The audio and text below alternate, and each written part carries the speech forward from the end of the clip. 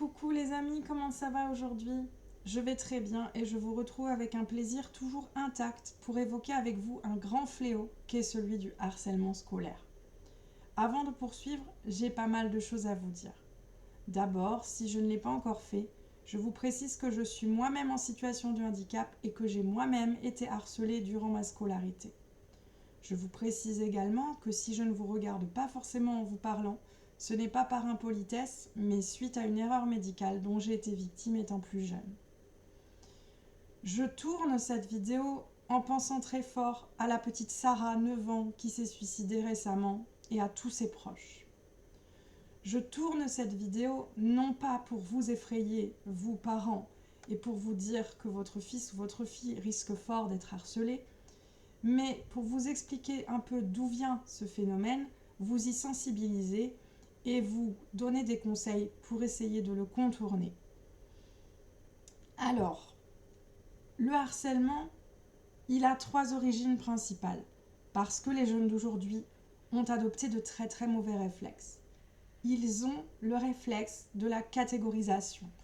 Tu es une fille, tu es un garçon, tu appartiens à un groupe ou à l'autre.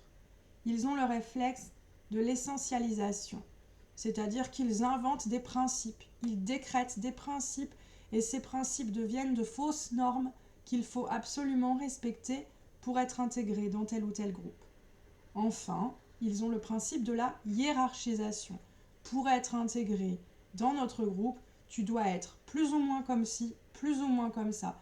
De ce fait, si tu ne l'es pas, tu es harcelé, marginalisé, mis à l'écart. On a des raisons de t'en vouloir, des raisons de te faire du mal. Nombreux sont les jeunes d'aujourd'hui qui pensent comme ça, mais malheureusement, ce n'est pas toujours le cas.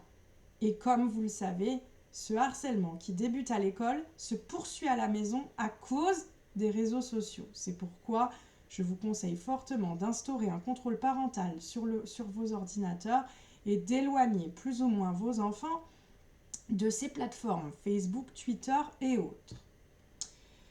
Alors, le harcèlement scolaire, il se manifeste de plein de façons différentes. De mauvaises blagues, le lancement de rumeurs, des insultes, des blessures physiques, des gifles même, des critiques. On rabaisse la personne en continu, on critique ses vêtements, sa façon de marcher, sa façon de se coiffer. On diffuse des vidéos caricaturales, on diffuse des affiches, on fait plein de choses. Ça porte des noms anglais que je n'ai pas forcément tenus et donc j'ai pas forcément envie de vous inonder aujourd'hui. Mais ça peut venir vite. Et c'est pour ça qu'en pensant à la petite Sarah et à tous les autres adolescents qui se sont suicidés avant elle, je vais essayer de vous expliquer ce qui me pousse à combattre ce fléau. Je combats ce fléau parce que pendant 13 ans, j'ai été professeure d'anglais et d'espagnol, et parce que je suis traductrice de formation. J'ai toujours été tournée vers l'autre, j'éprouve le besoin perpétuel de me connecter à d'autres pays et à d'autres cultures. De ce fait, je suis sensibilisée à ma différence et à la différence. Ma différence, j'ai eu du mal à l'accepter, certes. Le harcèlement, j'en ai souffert, certes. Mais aujourd'hui, je sais qu'une différence est une force, une richesse, qu'il faut la considérer comme telle. Il faut, sans les surstimuler pour autant, que vous éveillez la curiosité de vos enfants et que vous n'ayez en aucun cas peur de répondre à leurs questions. Certes, il n'est pas toujours facile de faire preuve de pédagogie, il n'est pas toujours facile de vulgariser, mais un enfant qui vous pose une question est un enfant qui s'ouvre à l'autre. Apportez-lui toujours des réponses pour ne pas le frustrer.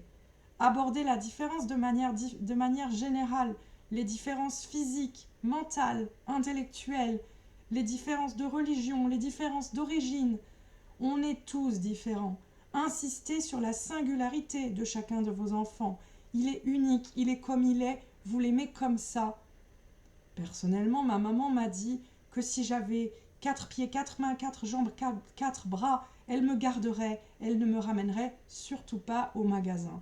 Elle m'a dit ça à l'âge de 10 ans, j'en ai 38 et aujourd'hui je m'en souviens encore. L'interculturalité est un trésor, une chose très belle qu'il nous faut cultiver, qu'il nous faut promouvoir. On vient d'ailleurs, on a d'autres habitudes, on respecte d'autres coutumes, et pourtant, on est tous humains, on est tous frères sur cette terre. Retenez ça, tournez-vous vers l'autre, et surtout, discutez avec votre enfant, non seulement pour lui dire qu'il est unique, mais également qu'il a des préférences, des points forts qu'il lui faut mettre en avant. Je vous donne un exemple. Une petite fille pourra être grosse, en surpoids, obèse, se faire traiter de gros tas, mais à côté de ça, elle dessinera ou elle chantera peut-être mieux que ses camarades qui, eux, n'ont absolument aucun problème de santé. Valorisez les points forts de votre enfant. Mettez-la en valeur. Mettez-la en valeur. Ouvrez-la au monde. Ouvrez-la au monde. Montrez-lui la diversité de notre planète, tout ce qu'on peut y voir, tout ce qu'on peut y trouver. Voilà. C'est comme ça que l'enfant va être ouvert, que l'enfant va avoir envie de poser sa question et donc de s'enrichir. Voilà. J'ai rien d'autre à vous dire. C'est mon coup de gueule à moi que je pousse avec votre accord ce matin, qui je l'espère sera entendu, qui je l'espère va vous toucher et pousser vos enfants et adolescents à regarder leurs camarades autrement. Pensons à Sarah, à ses parents, à sa famille, pensons à tous les autres, pensons également à la directrice d'école qui s'est suicidée en cette rentrée 2025, qui s'est suicidée parce qu'elle était en arrêt longue maladie, parce qu'elle était lesbienne et parce qu'elle aussi était moquée. La simple révélation d'une identité sexuelle sans l'accord de la personne concernée, c'est déjà du harcèlement. La personne n'est pas insultée, elle n'est pas frappée, mais on viole son intimité, ce qui est encore plus grave. Pensez à ça, chers parents, chers enfants, ne vous culpabilisez pas, mais considérez votre enfant comme une personne unique, singulière, une personne qui doit être écoutée, soutenue, valorisée en permanence, sans pour autant être considéré comme le roi ou la reine de ce monde. Soyez à son écoute, encadrez-le, entourez-le, mais ne virez pas non plus dans la paranoïa. Voilà, pas de culpabilité, juste une belle attitude, de jolis moments de partage et de convivialité partagés pour que règne une bonne ambiance à l'école comme à la maison. Allez, je vous laisse, vous souhaite une belle journée, une bonne continuation et vous retrouve très bientôt pour de nouvelles considérations pédagogiques. Bye bye!